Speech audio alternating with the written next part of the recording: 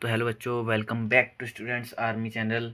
तो आज हम देखेंगे दो स्तंभीय रोकड़ वही। तो लास्ट अगर आपने शॉर्ट नहीं देखा है एक स्तंभीय रोकड़ वही का, तो जाके देखिए आएगा। और अब हम लेके आ चुके हैं दो स्तंभीय रोकड़ वही और इसका नमूना भी आपको दिखाएंगे। तो सबसे पहले आइए देखते हैं द्विस्तंभीय रोकड़ बही की परिभाषा। तो द्विस्तंभीय रोकड़ बही में प्रत्येक पक्ष में धनराशि के दो दो स्तंभ होते हैं।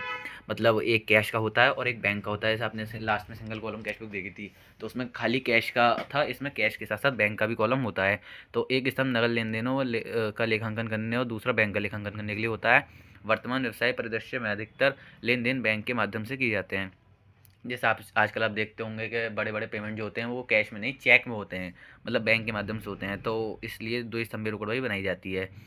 तो दो स्तंभीय रोकड़ बही बनाने का विशेष लाभ यह है कि इसमें रोकड़ एवं बैंक दोनों के स्तंभ हैं जो रोकड़ खाता और बैंक खाता का काम करते हैं।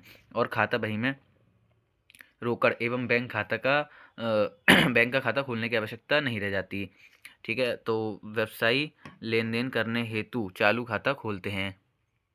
व्यवसाय लेन देन करने हेतु चालू खाता खोलते हैं। इस खाते में जमा राशि पर सामान्यतः बैंक द्वारा कोई ब्याज नहीं दी जाती और सेवाएं प्रदान करने के बदले व्यापारी से शुल्क प्राप्त करता है।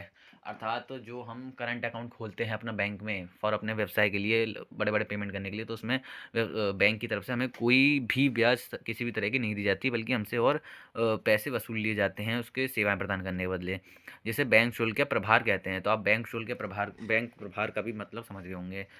तो बैंक खाताधारक को धन निकालने हेतु चेक जारी किया जाता है। चेक के द्वारा किसी व्यक्ति या व्यापार को भुगतान भी किया जाता है।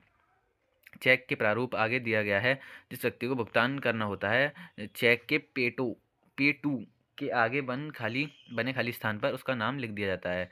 चेक द्वारा या चेक पर धारक शब्द भी छपा होता है, जिसका अर्थ है कि भुगतान हेतु जिस व्यक्ति का नाम चेक पर लिखा गया है उसे भुगतान किया जाए।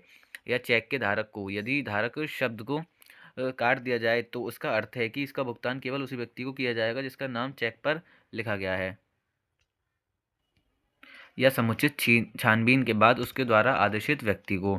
तो चेक का रेखांकन भी किया जा सकता है। रेखांकित चेक का भुगतान बैंक द्वारा नकद नहीं किया जाता, बल्कि इसका भुगतान पाने वाले खाते में धनराशि जमा करके किया जाता है। चेक का रेखांकन करने के लिए चेक के मुख्य पृष्ठ पर बाईं ओर दो समांतर रेखाएं खींच दी जाती हैं। आइए इसका अब आपको प्रारूप दिखाते हैं। एक सेकंड।